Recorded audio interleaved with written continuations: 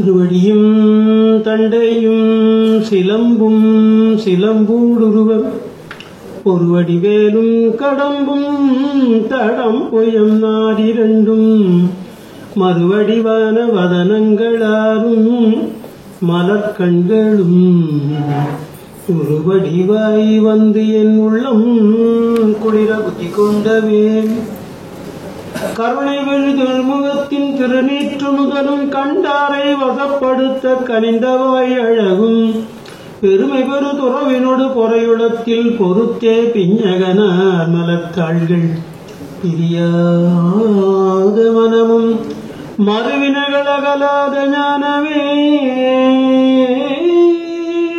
வடிவாம் வளர்துரசை சிவஞானமா முனிவன் மலத்தாள் ஒரு பொழுதும் நீங்காமல் எமதுளத்தில் சிரத்தில் ஓடிடும் நாவில் என்றும் உன்னி வைத்தே உரைப்பான் யாம் ஓதிய கல்வியும் எம்மறிவும் தாமே பெற வேலவர் தந்தது நாள் பூமேல் மயல் போய் அறமை புணர்வீர் நாவேல் நடவீர் நடவீரினியே நாமேல் நடவீர் நடவீரினியே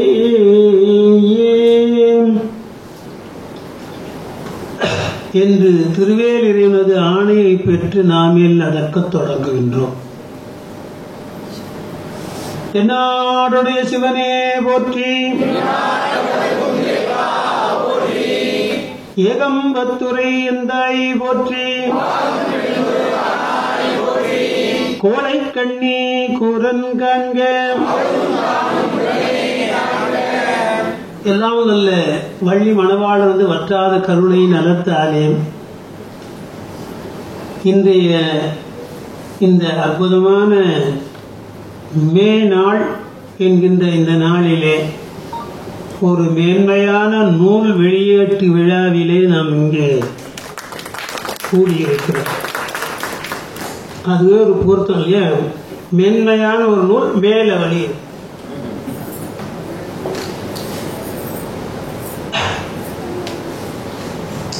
சைவமாம் சமயம் சாரும் ஊழை பெற்ற சான்றோர் பெருமக்களாகிய உங்களையும் உங்களுடைய மாணவ செல்வங்களையும் நான் பெற்ற பேராக எண்ணி அமைந்து இந்த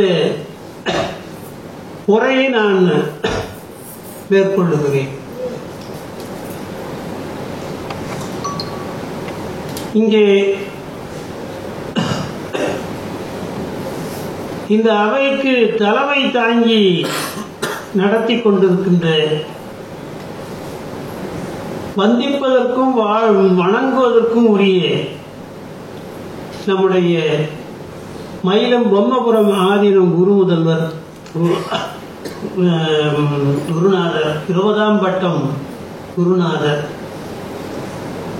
அவர்கள் உள்ளிட்ட இந்த அவையும் உங்களுடைய அறிவார்ந்த இந்த மாணவ செல்வங்களையும் நான் வணங்கி தொடங்குகிறேன். உண்மையிலே நம்ம பார்க்க போனா நமக்கு என்ன மிக முக்கியமான விஷயம் தோன்றுகிறது என்னது? இப்பொழுது ஏற்புரைன்னு அவங்க போட்டிருக்காரு இல்லையா? ஏற்புரைன்னு எனக்கு இதிலேயே உடன்பாடு இல்லை. எது ஒன்றாலும் சும்மா எதிர்நீச்சல் போடுறாரு. தமிழ் மரபு நம்முடைய செல்வநாதன் சொன்னது போல தலை கீழாக தரிகட்டு போய் இருக்கிற அந்த நிலையை பார்த்து பார்த்து நான் அழுது அழுது பொறுமுகிறேன். ஏற்புரை என்ற சொல் இருக்கிறது எப்போ வந்தது? யார் ஒரு 30 அவர் இலக்கியத்தில் சொற்பொழிவில் எல்லாத்திலையும் பழக்கமானவர். இதே வழி பலரும் பழக்கமானவர்கள் இங்கே இருக்கிறார். அன்பர்கள் பெரிய ஒரு 30-40 ஆண்டுகளுக்கு முன்னால் இந்த மாதிரி ஏற்புரைன்னு எப்போது போட்டுக்கானா பார்த்துருக்கீங்க? நீங்க கிடையாது. இப்ப எப்படி உள்ள வந்தது? இது நாம யோசிக்க வேண்டியது. ஏற்புரை என்று போடுவது என்பதை முதலில் மாற்றிக்கொள்ள வேண்டும்.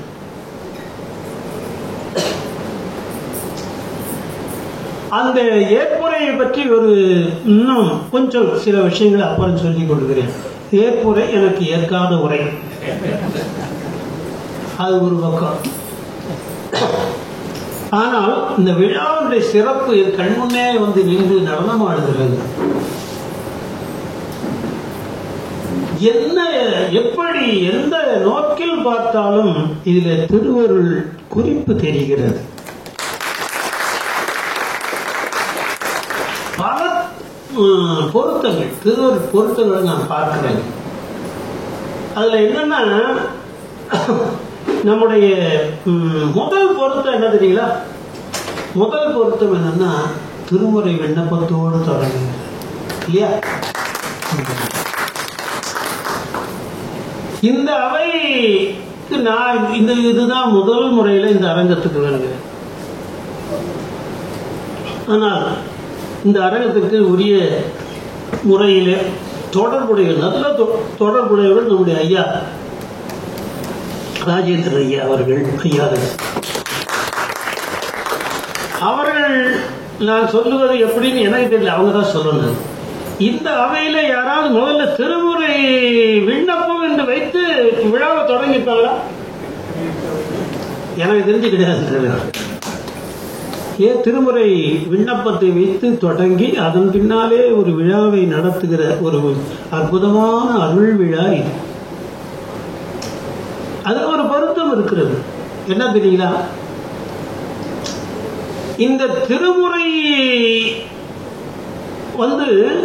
யாரை காட்டியதோ இவர்தான் உங்களுக்கெல்லாம் வழிகாட்ட வேண்டியவர் என்று யாரை காட்டியதோ அந்த பெருமானாகிய மெய்கண்டார் இருக்கிறாரே, அந்த மெய்கண்டாருடைய தலைமணி நூலான சிவஞான போதத்தை வழிமொழிந்து உள்வாங்கி உருவாக்கிய ஒரு நூலினுடைய வெளியீட்டு விழா அந்த திருமுறை விண்ணப்பத்தோடு தொடங்குகிறது. திருமுறை அதான் வழிகாட்டுச்சு. இப்படி ஒரு குழந்தை பிறக்கும் அவங்களுக்கு இல்லையா? அதான் வழிகாட்டுச்சு. அவங்க அப்பா யாரு? நம்ம மெய்கண்டாருடைய அப்பா யாருங்க?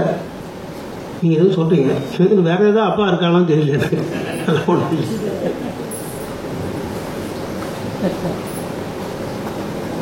நம்முடைய மெய்கண்டாருடைய அப்பா பேர் அச்சுத களப்பாடு. இந்த அச்சுத களப்பாளருக்கு ரொம்ப நாள் குழந்தை இல்லை. நான் வரலாற்றுல நீட்டி பேசுதவை நினைக்கும் பயப்படு என்று நமக்கு வழிகாட்டி இருக்கிறார் வள்ளலார். நேரம் என்னை கட்டுப்படுத்துகிறது. ஆகவே அதனுள் நின்று சின்ன சின்ன விஷயங்கள் எத்தனையோ சொல்லணும்னு தோணுது. ஆனால் சிறப்பாக சொல்ல வேண்டிய சுருக்கமாக சொல்லுவதுதான் மேலும் சிறப்பு. இங்கே அப்பா புள்ள போறதுல என்ன பண்றதுன்னு தெரியாம போன நம்மெல்லாம் இப்ப இந்த பெரியவர்கள் நமக்கு ஒரு மரபு உருவாக்கி இருக்காங்களே, அந்த மரபு பிரகாரம் பண்ண ஏதாவது ஒரு நீண்ட நாள் நம்மை நெருடி கொண்டிருக்கிற ஒன்று அந்த ஒரு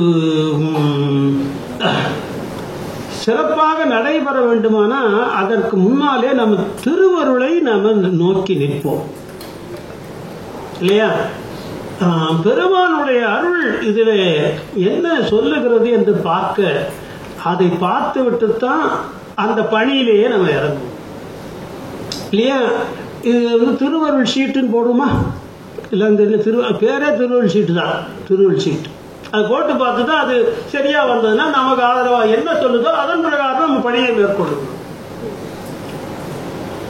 திருவருள் சீட்டு என்று போடுவது என்பது இப்போ கொஞ்சம் பிற்காலத்தில் வந்தது. இப்ப இவருடைய காலம் என்னன்னு சொன்னாரு செல்வநாதன். மெய்கண்டார் 13ஆம் நூற்றாண்டு. 13ஆம் நூற்றாண்டை ஒட்டி அந்த காலத்திலே இருந்த நம்முடைய வீட்டு பெரியவர்கள் சான்றோர்கள் எல்லாம் என்ன முறையை வைத்திருந்தார்கள் இதற்கு என்று சொன்னா, திருவருள் சீட்டு போடுவதில்லை, திருமுறையிலே கயிறு சாத்தி பார்த்து தங்களுடைய பணிகளை மேற்கொண்டார்கள். திருமுறை ஓலை திரட்டு இருக்கும், சுவடி இருக்கும், அதுல என்ன பண்ணுவாங்கன்னா, இது பண்ணலாமா என்று சொல்லும் போது அது உள்ள வச்சு ஒரு கயிறு சாத்து, அது பேர் திருமுறை கயிறு சாத்துதல்னே உண்டு. நான் அறிந்து அபிதான சிந்தாமணியிலே ஒரு குறிப்பு இதை பற்றி அதிகமாக வருகிறது. அப்ப அந்த குழந்தையே இல்லையே போறார், அச்சுதர்களை போறார். அருள்நந்தி சிவாச்சாரியார்னு அப்ப இருந்தார். அவர் காலத்துல அந்த பெரியவர்கிட்ட போன உடனே அவர் திருமுறையில கயிறு சாத்தி அதை எடுத்து பார்த்தா பிள்ளையே இல்லை. ரொம்ப வருஷம், பல வருஷங்களா கல்யாணமாகி பல வருஷங்களா பிள்ளை ரொம்ப கவலையோடு பார்த்துட்டு இருக்காரு. திருவள்ளுவர் கயிறு சாத்துனேன், கயிறு சாத்தின பேடையா பிரிவைதும் பிள்ளையினோடு உள்ள நினைவாயினவே வரம் பெறுவர் ஐயுற வேண்டா ஒன்றும். சம்பந்தர் பாடிய பாடல் வருகிறது. அதுக்கு சரியாக அதுல கயிறு சாத்தி பார்த்தனா அதுல என்ன சொல்லுதுன்னா, உனக்கு புள்ள வரும்பா, கவலைப்படுது, ஒரு சந்தேகம் வச்சுக்காதன்னு சம்பந்தர் சொல்லுகிறார். என்ன அற்புதமான குறிப்பு. அதன்படி நான் நீட்டி சொல்லல, வரலாறுலாம் நான் சொல்லுறதுக்குள்ள போறேன். அதன் வழி அவருக்கு பிள்ளை பிறக்கு. அதன் வழி அவர் ரொம்ப அது அந்த கதையெல்லாம் நான் சொல்லல. அவர் குழந்தை பிறகு அப்படி பிறந்தவர் தான் வெகுண்டார். இதுல என்ன தெரிந்து கொள்ள வேண்டும் என்று சொன்னா, நமக்கு அதுல இருந்து ஒரு செய்தி கிடைக்கும். சும்மா வரலாறு படிச்சுட்டு சும்மா போயிட்டே இருக்காது. வரலாறு அவர் சொன்னது போல வரலாறுகளை படியுங்கள், அதற்குள்ளே என்ன விஷயம் இருக்குன்னு தெரிந்து கொண்டு படியுங்கள். அப்பதான் நீங்க உருப்படுவீங்க. அப்பதான் நம்ம தமிழுடைய பெருமையும் மேற்றுமையும் தெரியும். அதுல என்ன செய்தி வருதுன்னா, அதுல என்ன சொல்லுது, இப்ப அந்த இது வருது, கனவுல வர்றாரு சார். அவர் போய் திருவெண்காட்டுல போய் இருக்கிறாரு, விரதம் இருக்கிறார். இவங்க பாஷையில விரதம் என்பது தமிழ் சொல் அல்ல. அதை கிண்டல் பண்ணி மணிவாசகர் விரதமே பரமாக வேதிய சரதமாகவே சாத்திரங்கள், 2 வார்த்தை வட சொல். விரதம்ன்றது வட சொல், சரதம் என்பது வட சொல். அதை அவர் கிண்டல் பண்ணிக்கிட்டா பாருங்க. அவங்களை ஏற்றுக்கொள்ளவில்லை. இந்த விரதம்னு சொல்லலாம், அவங்களை ஏற்றுக்கிறது. அது மாதிரி என்ன பண்ணோம்னா, இந்த குழந்தை பிறக்கும் போது அவர் கனவுல சொல்லுகிறார் சிவபெருமான், உனக்கு இந்த பிறப்பு அவ்வளவுதான், இதுல உனக்கு குழந்தை கிடையாது. என்னுடைய கைலாயத்து ஃபைல்லாம் எடுத்து பார்க்கிறேன், உங்களுக்கு இல்லைன்னு வருத்தத்தில். அப்ப ஆனாலும் நீ திருமுறையை நம்பி இந்த வழிபாட்டினை மேற்கொண்ட காரணத்தினால் உனக்கு அந்த சம்பந்தர் பாடிய பாடல் சொன்னது போலவே, ஒரு சம்பந்தனை போலவே ஒரு குழந்தை உனக்கு பிறக்கும் கனவுல சொல்லு சார். இந்த வார்த்தை சும்மா வரலாற்றில் எழுதி வச்சிருக்க. இப்ப செல்வனார்லாம் தெரியும், அது அந்த இதில் தோய்வுடையவர். அதுல இந்த மாதிரி இருக்குதுன்னு சொல்லி அவங்க சொல்லுங்க, அவங்க எழுதுறாங்க.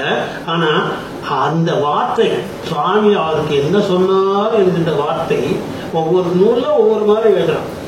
நான் எத்தனையோ நூல்கள் படிச்சேன். ஆனால் அந்த உண்மையான சிவபெருமான் சொன்ன வார்த்தைகள் என்ன என்று ஒரு கல்வெட்டு சொல்லுகிறது. நான் சொன்ன பாருங்க, எதை சொன்னாலும் ஆதாரம் இல்லாம சொல்ல மாட்டேன். அப்ப ஒரு கல்வெட்டு இருக்கிறது, அந்த கல்வெட்டு வேணா நான் அப்புறம் உங்களுக்கு எடுத்து அந்த இதோட போட்டோகிராபிக்கு இதோட கொடுக்குறவங்களுக்கு கல்வெட்டு சொல்லு. நீ திருமுறையை நம்பினாய், ஆகவே உனக்கு குழந்தையே இல்லைன்னாலும் குழந்தை பிறக்கும் சம்பந்தர் போல என்று சொன்னது என்று கல்வெட்டு சொல்லுகிறது இல்லையா? அப்ப என்ன அர்த்தம்? இது என்ன புரியுது நமக்கு? நீ RH பாசிட்டிவ் RH நெகட்டிவ்னு அங்கங்க டெஸ்ட்ல அரைஞ்சிட்டு இருக்காத, புரியுதா? உள்ள ஒண்ணும்னா இங்கே அங்க போயெல்லாம் ஒன்றும் பண்ணாத.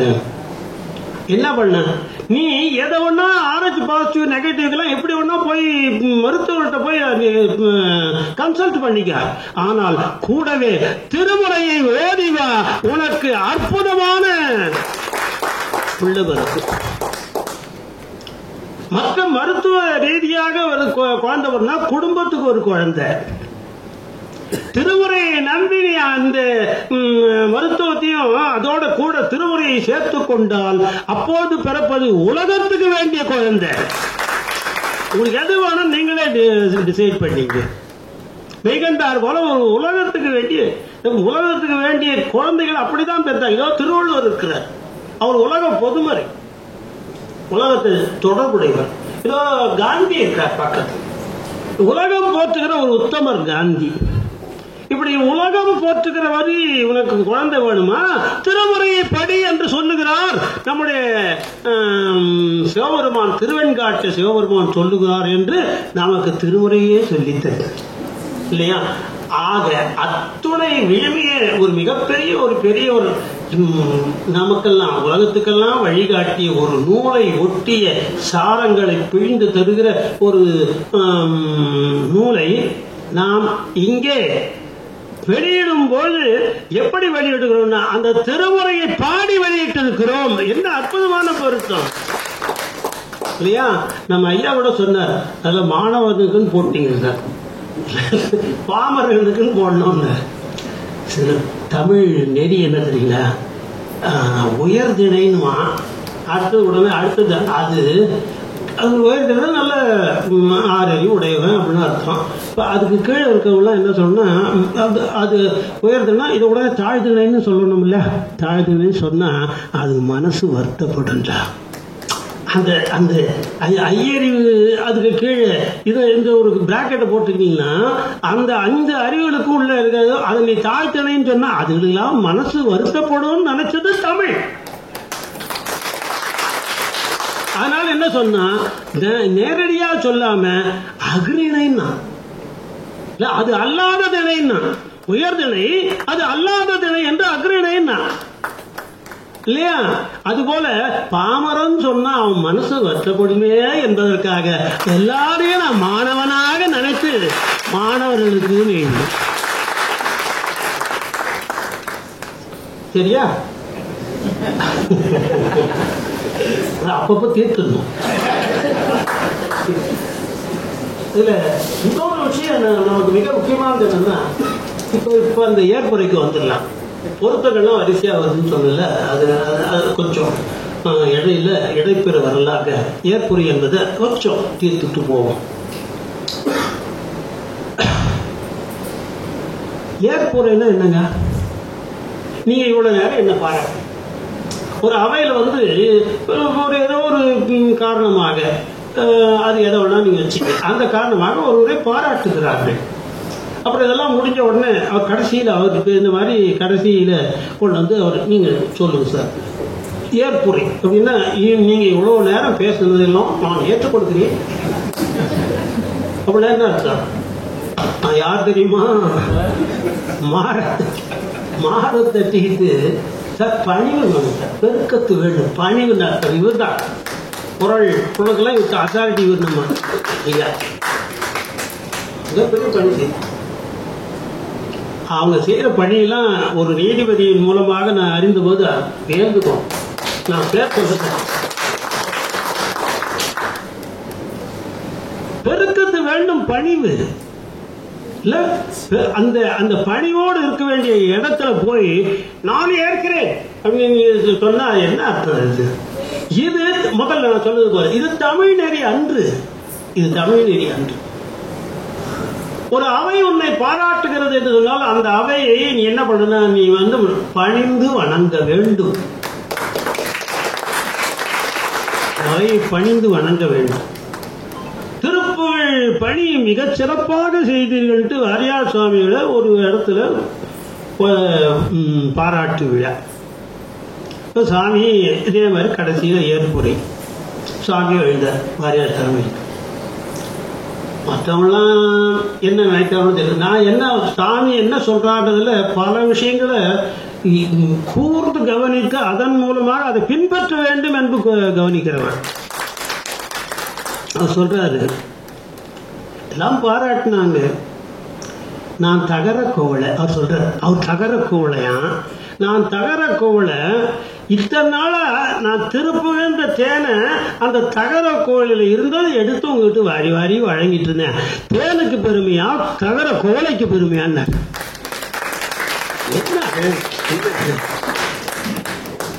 அப்படி வரணும். பணிவு என்பது அதுதான் சார் அழகு. மாத தட்டிட்டு உன்னம் நீ சொன்னதெல்லாம் நான் அவ்வளவுக்கும் உனக்கு மேல பெரியவன் அப்படி சொல்றதா ஏற்புடைய அப்படி சொல்றதா அது அடங்கி சொல்ல அவையடக்கியல். அது அவையடக்கியலே அருந்தபத்தெரியில்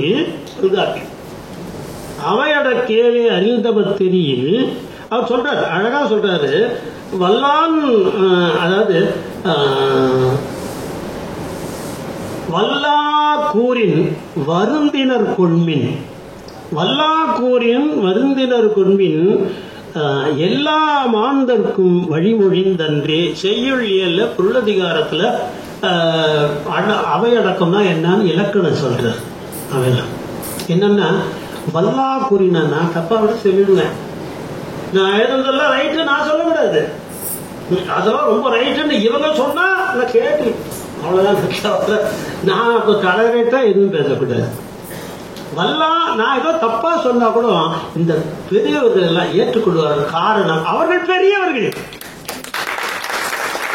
அந்த பண்புகள் அவர்கள் பெரியவர்கள். ஆகவே நான் அந்த அவர்கள் ஏற்றுக்கொண்டார்கள் இல்லையா. குழந்தை எச்சிலைய முழிந்தா கூட அது நமக்கு தேவாமிர்தம்னு சொல்றோம் இல்லையா. குழந்தை எச்சில முழியுது, அதனால அது நம்ம தேவாமிர்தம்னு சொல்றோம். நான் குழந்தைன்னு சும்மா ஒரு பேருக்கு சொல்லிருக்கேன். நீங்க என்னென்ன நினைச்சுப்பீங்களோ தெரியும், யார யாரும் நினைச்சுப்பீங்களோ தெரியும், அதெல்லாம் உங்ககிட்ட விட்டு. அதுபோல நான் சொல்லுவதோ அல்லது உணர்த்துவதோ அது எதுவாக இருந்தாலும் பெரியவர்கள் அதை என்ன பண்ணுவாங்க, சின்ன குழந்தை சொன்னா அப்பா ரசிக்க மாட்டாரா, அப்படி நாங்களும் ரசிச்சுட்டு போகணும்னு சொல்லுவாங்கன்ட்டு நான் சொல்லுவேன். சேர்க்கதா சொல்றேன் சொல்றதா அதுக்கு ஒரு தனியா அதை மட்டுமே எடுத்து, ஏன்னா இதெல்லாம் ரசிக்க வேண்டிய இடங்க, அதை மட்டுமே ரசிச்சு மகாவித 10 கம்பன் மகாவிதான் மீனாட்சி சுந்தரம் பிள்ளை மிக அற்புதமாக அந்த சேக்கிழார் பிள்ளை தமிழ ஒரு இதுவே வைக்கிறார். ஒரு பருவத்திலே 2-3 பாட்டு வைக்கிறது. இதுக்காக இந்த பண்புகள்லாம் நம்ம தோயணும் சார். யாரோ ஒருத்தர் சொன்னாங்க, சில இலங்கையில போனா சாமி தான் சொன்னாங்க, தூய தமிழ்ல பேசுறாங்க. உங்களை இலங்கை தமிழ ரொம்ப பாராட்டும். இலங்கையில போய் முதல்ல போன உடனே நாங்கள் தான் ஒரு கும்பலாக போயிருந்தோம்னு வச்சுங்க. போயிருந்தோம், பல முறை நான் போயிருக்கேன். அப்போ என்ன பண்ணோம்னா, நாங்கள் காலையில் எழுந்து பூஜை குளிச்சுட்டு பூஜை கொண்டு போகிறது. பூஜை எங்களுக்கு என்ன முடிஞ்சது, அந்த எங்கள் ஏற்பாடு பண்ணவர் வந்தார். எங்கள் எங்கள் கூட்டத்தில் வந்தவர் திருக்கூட்டத்திலேருந்து ஒருத்தரை பார்த்துட்டோம்னா, ஐயா தோஞ்சிட்டீங்களா, ஐயா தோஞ்சிட்டீங்களான்னா இந்த ஆள் பயந்தே போயிட்டான். அப்படி எங்கிட்ட கேட்கறான். அவகிட்ட என்ன கேட்டாருன்னு, தோஞ்சிட்டீங்களா, ஏன் தோஞ்சிட்டீங்களா என்ன புரியல அவருக்கு. நான் தோங்கிறதுக்கு நான் என்ன தயிரான்றான். தோய்தல் என்பது ஒரு குளித்தல் என்பதை, நீரிலே தோய்வதை குளித்தல் என்கின்ற பொருளிலே ஆழ்கிறார்கள். தூய தமிழாலே ஆழ்கிறார்கள். சம்பந்தர் ஆண்டாரு தோயாவாம் வினை அது பாடுறால, பேயடையா பிரிவெய்தும் பிள்ளையினோடு உள்ள நினைவு ஆயிரவே வரம்பெரு ஐயுற வேண்டா ஒன்றும் வேயனதோள் உமை பங்கன் வெங்காட்டு முக்கள் தோய்வினையார் அவர் தம்மை தோயாவாம் தீவினையே. சம்பந்தம் சார் இப்ப சாமி சொன்னாங்க, இந்த மற்றவங்களும் சொன்னாங்க. என்னன்னா, இது இன்னும் நானா கண்டுபிடிச்சதல்ல, ஒன்று மட்டும் நான் ஒத்துக்கிறேன். என்னன்னா, இதை அறிந்து கொள்ளாமல் விலகியே சென்று கொண்டிருந்தவங்க, வாங்கப்பா இதுதான் உண்மை, இதுதான் தமிழ், இதுதான் நம்மது என்று எடுத்து இந்த காலத்திலே சொல்வதற்கு ஒரு துணிவு வேணும். அதுதான் அந்த துணிவு இருக்க தவிர, அது பல முறை சொல்லியிருக்கிறார்கள். சங்க இலக்கியங்கள் அத்தனை எடுத்து காட்டணும். என்ன வேண்டுமாதான் நான் குறிப்புகள் நிறைய எழுதி வச்சிருக்கேன். எந்த காலத்துல புத்தகமா வெளிவருமோ தெரியல, அது ஆண்டவன் திருவள்ளுவர் மனம். எத்தனை இடத்திலே வருகிறது. ஒண்ணு இல்லை, நேற்றுக்கு ரொம்ப நாள் கழிச்சு மறுபடியும் ஒரு 7வது தடையா மகாவித்வான் மீனாட்சுந்தரம் பிள்ளையோட சரித்திரத்தை விவசாயம் எழுதியது, அது படிச்சுட்டு இருக்கேன். சும்மா போயிட்டு முக்கியமான இடங்கள் அந்த தமிழோட இன்பம் சார் ஈடு எல்லாத்தையும் அதுல படிச்சீங்கன்னா அதுல சீகாழி கோவையிலே அவர் எடுத்து 2 இடத்துல செம்பொருள் தொழிவுன்னு பார்த்தேன். நானா கண்டுபிடிச்சேன். நான் கண்டுபிடிச்சேன்னு சொன்னோன்னா நான் கதி அடைவேன்னா சொல்லுகிறேன். பெரியவங்க இருக்க அவங்க ஏற்கனவே சொல்லியிருக்க. நாம கை நழுவ விட்டுட்டு என்ன பார்த்து நீங்க தான் முதல்ல சொன்னீங்கன்னா, முதல்ல சைவ சித்தாந்தத்தை சொன்னது மெய்கண்ட இல்ல, தவறாவே சொல்றோம். தவறாவே சொல்றோம். முதல் பாட்டுக்கு புறநானூறு, முதல் பாட்டு நம்முடைய பார்வம்பாடி பெருந்தவரா பாடல. அதுல என்ன சொல்றாருன்னா, அதுல வந்து அதுக்கு முதல் பாட்டு இல்லை, அதுக்கு முன்னால் பெருந்தவனார் பாடு இதுதான் முதல், இது 2வது வரும். அது என்ன வரும்னா, பெண் அப்படின்ற அந்த இது ஒரு பாகம் என்று இருக்கிறது. அதாவது ஊர்தி வாழ்விலேன்னு ஆரம்பிக்கும். அதுல பெண் ஒரு பாகம் என்று எடுத்து எழுதிட்டு அது என்ன பண்ணுன்னா, சிவபெருமான்ல இருந்து அந்த பெண் வெளியே வருகிறது, மறுபடியும் அந்த பெண்ணானது சிவபெருமான்கிட்ட ஒதுங்கி வருது. புறநானூறு முதல் பாடல் சொல்லுகிறது.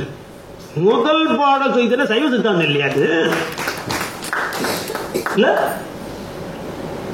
இது நம்ம எங்க சார் நம்ம 1000 பிற நூல்களை படிக்கிறோம், நம்முடைய 400 நூல்களை படிக்க மாட்டோம். அகநானூறு புறநானூறு நான் இப்பொழுது அடியனுடைய இந்த நூல் இப்ப சைவ 400ன்றார் அவர். இல்ல 400 பார்த்துட்டார் இல்லையா? இது சைவ 400ஆக வருகிறது. நீங்களெல்லாம் வாங்கி பயனடைங்கள் சொல்லுகிறேன்.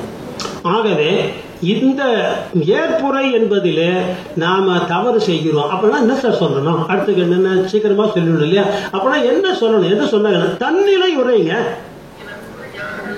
நான் என்னை பாராட்டியவர்களை பார்த்து என்னுடைய நிலை என்ன என்று அவர்கள் தெரியப்படுத்திதான் தன்னிலை உரை. சும்மாவே முன்னிலை உரைன்னு போட வேண்டியது பண்றீங்கல்ல, முன்னிலைன்னு சில பேர் போடுவீங்க. முன்னிலை உரை என்ன பண்ணுவோம்? முன்னிலை சும்மா உட்காந்துருந்தோம், அப்புறம் என்ன உரை? முன்னிலை உரை இது அப்படி இல்லை, தன்னிலை உரை. இது வேற விதமா நீங்க பல இடத்துல பயன்படுத்துங்க. யாராவது தப்பு பண்ணிட்டானா தன்னிலை விளக்கம்ன்றான். இது தப்பு பண்ணதுக்கு இல்லப்பா, நான் சைவ சித்தாந்தம் எழுது தப்பா இருந்தேன். தன்னிலை உரை சரியான தமிழ், அதுக்கு தன்னிலை உரைதான். அப்ப நான் என்ன பண்ணனா, எனக்கு முன்னே என்னை பாராட்டி பேசிய பெரியவர்களுக்கெல்லாம் என்னுடைய வணக்கத்தை நான் சொல்றேன். அதுதான் இப்ப இந்த கொஞ்ச நேரத்தில் நான் சொல்ல வேண்டிய பகுதியாக நான் எடுத்துக்கிறேன். கொஞ்சம் எனக்காக பொறுத்து கொள்ள வேண்டாம், புரியுது? யார் யார் எங்கெங்க நிக்கணுமோ அங்கங்க நின்னான்னு எங்கெங்க நகர்றாங்களோ நமக்கு ஏதோ ஒண்ணு நகருது. திருச்சூர் குறிப்பு. சுவாமியை பார்க்கும் போதே எனக்கு ஒரு பழைய பாட்டு ஞாபகம்.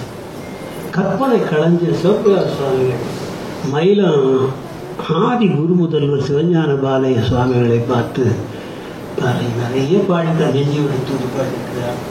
அதுக்கப்புறம் களம்பகம் பாடியிருக்கிறார். அதுக்கப்புறம் திருப்பள்ளி வச்சு அது ரொம்ப நான் ரசித்தேன். சுவாமிக்கு ஆதி குரு முதல்வருக்கு திருப்பள்ளி வச்சு அவர் பாடியிருக்கார். அப்படின்னா சிவபெருமானாவே நினைச்சு அவருக்கு ஒரு திருப்பள்ளி மார்கழி மாசமானா நம்ம திருப்பள்ளி வச்சு பாடுறோம்ல, அது மாதிரி நம்முடைய ஆதி குரு முதல்வர் அவர்களையே ஒரு சிவபெருமானாக எண்ணி அந்த திருப்பள்ளி வச்சு பாடுறேன். நான் பாட்டை மட்டும் சொல்லிடுறேன், நான் விளக்கெல்லாம் அப்புறம் பார்த்துட்டேன்.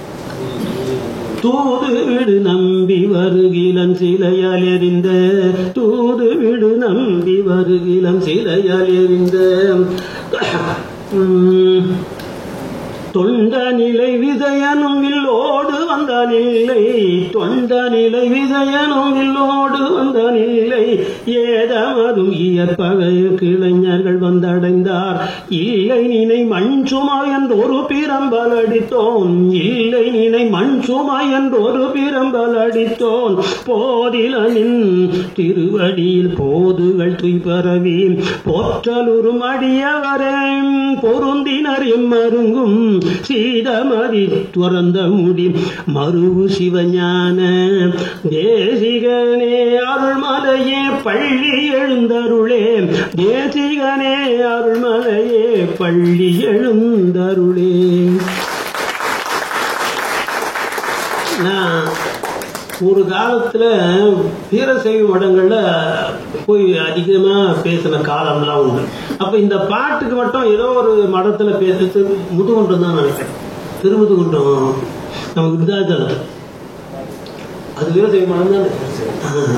அந்த இடத்துல பேசும்போது இந்த ஒரு பாட்டுக்கு மட்டும் ஏறத்தாழ 1.25 மணி நேரம் நான் விரிவுரை செய்தேன். அவ்வளவு கற்பட்டு அவ்வளவு அழகு ஈடு இணையில இதெல்லாம் நழுவ விட்டு விடுகிறோமே நினைக்கும் போதே மனது ரொம்பவும் வருத்தப்படுகிறது.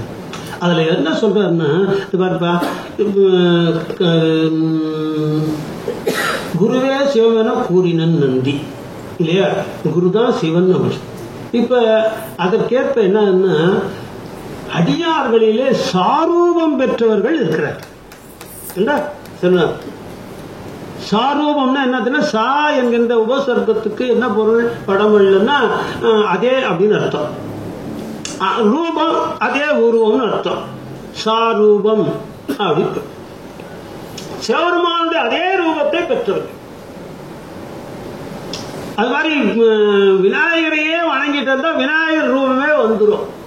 அப்படி 1 கோடி பேர் இருக்கிறதாக காட்சி கண்டது. 1 கோடி பேர் இருக்காங்க.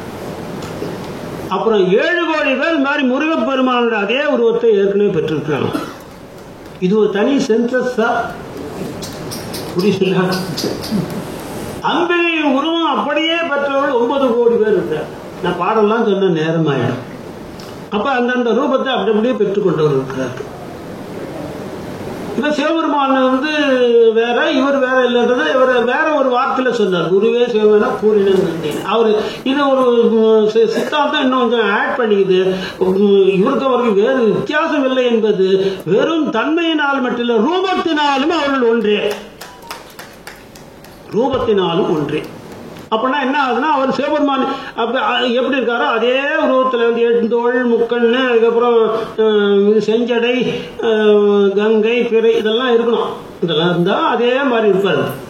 இது இந்த மாதிரி நிறைய பேர் இருக்காங்கன்னு சொல்லிட்டு முதல்ல காசிக்கு ஒரு சென்டென்ஸ் சொல்லிட்டு அதெல்லாம் இயல்பா வரும் சார். ரொம்ப நாள் ஒன்றுத்துல தோஞ்சிட்டீங்கன்னா அது இயல்பா அப்படியே வந்துடும். இயல்பா அப்படியே வந்துடும். நிறைய ரஜினிகாந்த் படம் பார்த்துட்டு இருந்தாருன்னா என்ன பண்ணுவான், கடைசியில் தியேட்டரை விட்டு வரும்போது அப்படி ஒரு போடு போட்டு வராங்க. பார்த்துருக்கீங்க?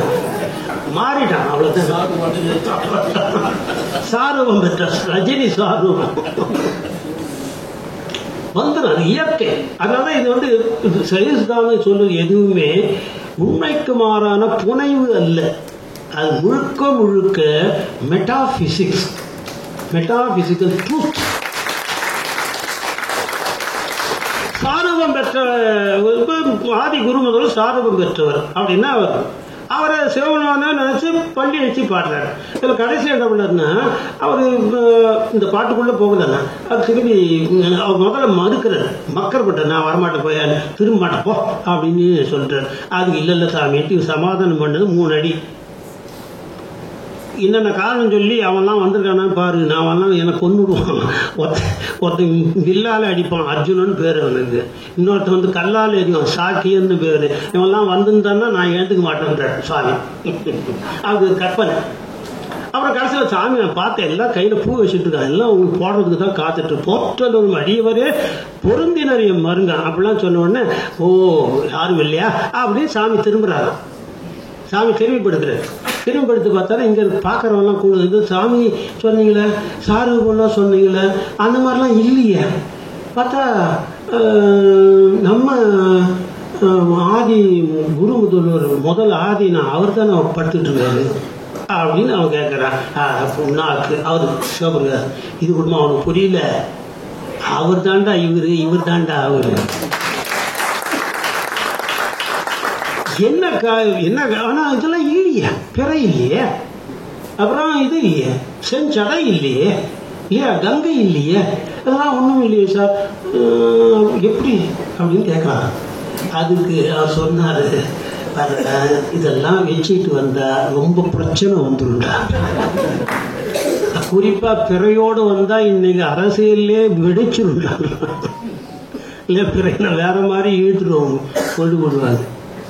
அதனால அதெல்லாம் அவர் என்ன பண்ண, அதெல்லாம் கைட்டி வச்சுட்டு அவர் உன்னோட பழகும் போது எப்படி அப்படி வந்திருக்கிறார்.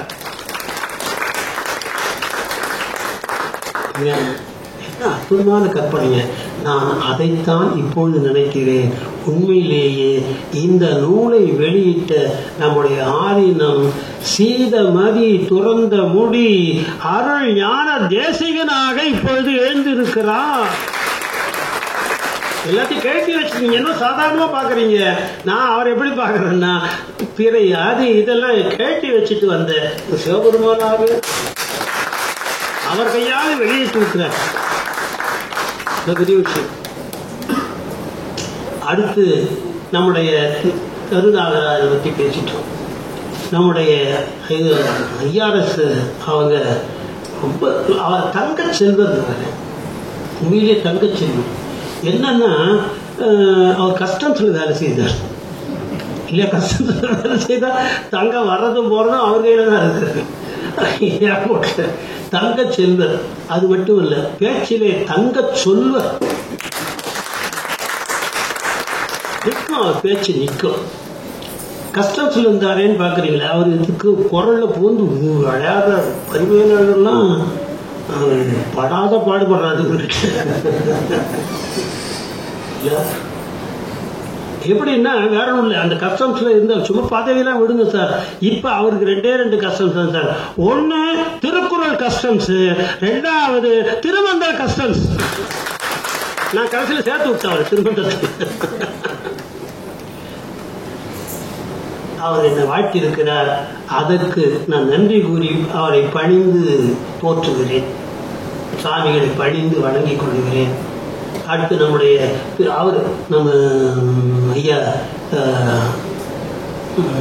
இல்லை இவர் இங்கே தாங்க தம்பிக்கலைஞர், தம்பிக்கலை. அவர் வேற ஒன்றும் அதிக வார்த்தைகள் நான் செலவிட யோசிக்கவில்லை. எங்களுக்கு வாய்த்த ஒரு சடையப்போ வெள்ளம் வாயிலிருந்து வந்த வாழ்த்துறைக்கு நன்றியை சொல்லிக்கொண்டு, அடுத்தபடியாக நம்முடைய அரங்கராமணி, நீண்ட நாள் நண்பர் அரங்கராமணி. எல்லாரும் நம்மளாம் மந்திரத்தை 108 முறை சொல்லுவோம் இல்லைங்களா, மந்திரத்தை மட்டும்தான் 108 முறை சொல்லுவோம். அதை கூட நாம சரியா சொல்லாதனால மந்திரமே கொஞ்சம் யோசிக்கிறோம், இவன் வாயில வரலாமா வேணாமா. மந்திரத்தை 108 முறை ஜெபிப்பதே கொஞ்சம் யோசனையா இருக்கிற இந்த காலத்துல 108 சொற்பொழிவுகளை செய்கிற ஒரு ஆற்றலாளர் அவர். 108 முறை திருவாசகம், 108 முறை திருமந்திரம், 108 முறை பெரிய புராணம், எல்லாம் 108 முறையாக சொற்பொழிவாற்றுகிற வல்லாளர். 10 முறை இவ்வளவு பெரிய சார். அவருடைய பேச்சு கற்கண்டு மாதிரி இருக்கு சார், நீங்க பார்த்துட்டீங்க இல்லையா. சில அது கல்கண்டு மாதிரி இருக்கும் இல்லையா, அது கல்கண்டு பேச்சு. பல பேர் வேற மாதிரி பேசுறான், அவன் பேச்செல்லாம் கல்கண்ட பேச்சு. இவரு கல்கண்டு பேச்சுன்னா என்ன அர்த்தம்னா அவ்வளவு தூரம் ரசிக்கிறாங்க இல்லையா. அதனால என்ன பண்ணாங்க, அரங்கையே கட்டி போடுகிற பேச்சு என்பதனால இவருக்கு அரங்கராமலிங்கன்னு பேர் வச்சிருக்காங்க. இது காரண பெயர், அப்பா அம்மா வச்ச பெயர் நினைக்காது. சிறந்த பேச்சாளர், சிறந்த சொற்களை சொல்லி வாழ்த்தி இருக்கிறார். அது மட்டும் இல்லாமல் எங்களுக்கு ஒரு பணியையும் ஒரு சின்ன மெமோ போட்டு கொடுத்துட்டு போயிருக்கார். ஒவ்வொரு காலேஜில் சேர்த்து அவருக்கு எனது நன்றியை தெரிவித்துக்கிறேன். அதே மாதிரி செல்வநாதன் ஒரு ஏறத்தாழ ஒரு என்னோட ஒரு 40 ஆண்டுகளுக்கு மேல என்னோட தொடர்புடையவர், சிறந்த பேரறிவாளர். பல பேர் அவருக்கு தெரியல. எத்தனையோ அருளாளர்களை நல்லா கவனிச்சிங்க. சில அருளாளர்களை பற்றி நம்ம பேசுகிறோம், பதிவு செய்து வைத்திருக்கிறோம், அவரை பற்றி பேசி.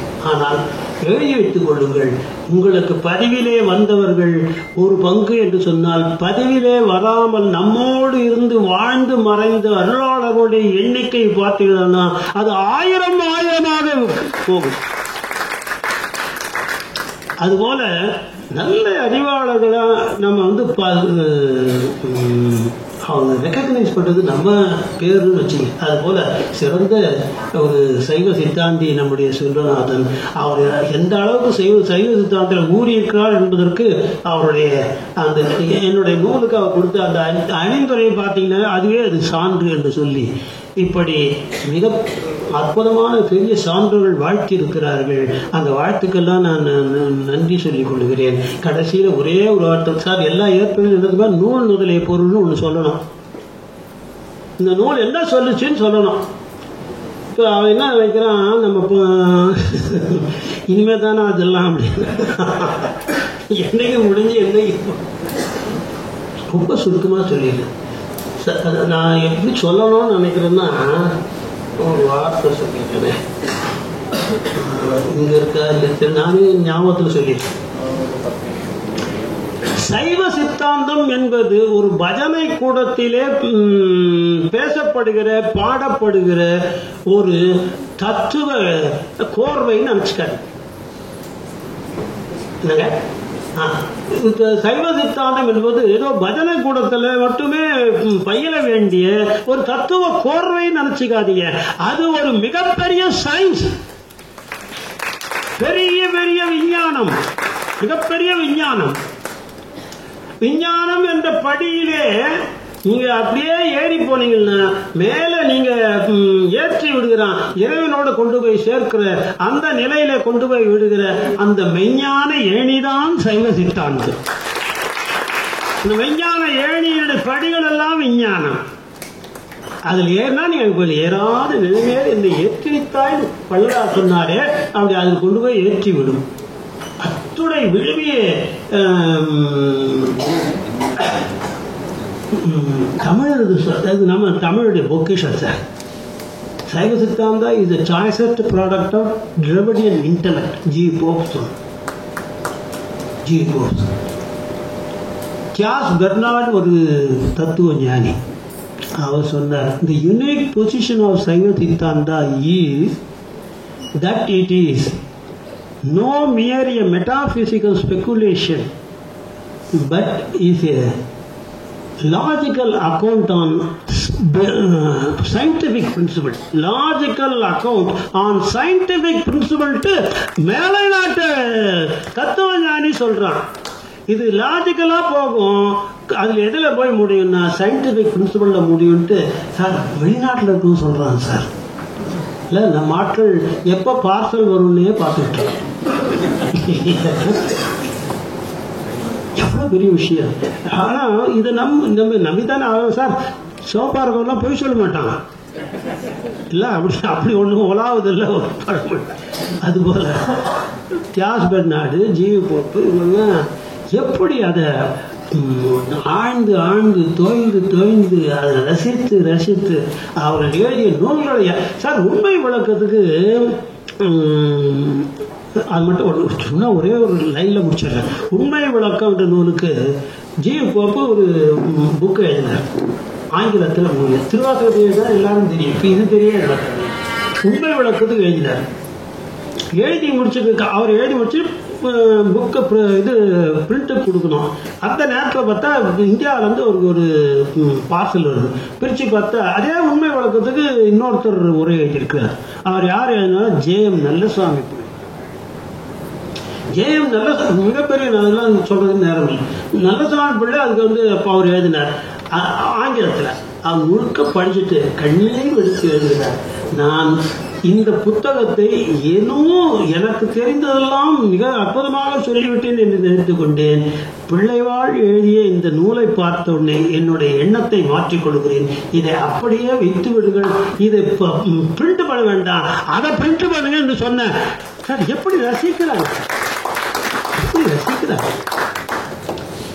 அவ்வளவு ஆழ்ந்த உயரிய குறிக்கோளை எல்லாம் எளிய முறையிலே நமக்கு தந்திருக்கிறார்கள் பெரியவர்கள். அது தமிழர்களுக்கே சொந்தமானது. தமிழர்கள் அதை முதலிலே உணர வேண்டும். தெரிந்து கொள்வது வேறு, உணர்ந்து கொள்வது வேறு. ஞாபகம், தமிழர்களாகி நீங்கள் அதை உணருங்கள். உணர்ந்தால் உங்கள் கைகள் தாராளமாக சென்று 400 ரூபாய் கொடுத்து அந்த புத்தகத்தை வாங்கி போகும். சரியா? ஆக ஒரு சிறந்த விழாவிலே உங்களை எல்லாம் என்னுடைய மாணவர்கள், நிறைய பேருடைய மாணவர்கள், அந்த மாணவர்களை எல்லாம் கூட இன்னும் என்னுடைய அறிமுகமான பெரியோர்கள், இதை போன்ற நல்ல சான்றோர் அவை இவைகள் இடையிலே நின்று இப்படி ஒரு அற்புதமான விழாவை அது திருவள்ளுவர் அரங்கத்திலேயே உத்தமர் காந்தியுடைய முன்னிலையிலே இது நடைபெறுவது பெரிய திருவர் பொருத்தம் என்று சொல்லி இதுகாரும் பொறுமையை காத்து இந்த ஒரு சில வற்றை அடியேன் சொன்னதை பொறுமையோடு கேட்ட உங்களை பொன்னார் திருவள்ளுவருக்கு அடியனுடைய நன்றிகளையும் வணக்கத்தையும் சொல்லி இந்த சிறியன் இந்த சிற்றுரையை இந்த அளவிலே நிறைவு செய்கிறேன்.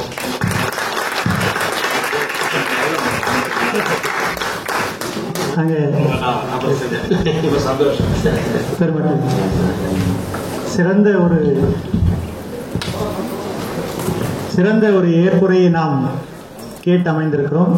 ஆதீனம் அவர்கள் புறப்படுகிறார்கள். ஒரு 2 நிமிடம் நிறைவாகிவிடும். அதனால தயவு செய்து இருந்தபடி இருங்கோள்.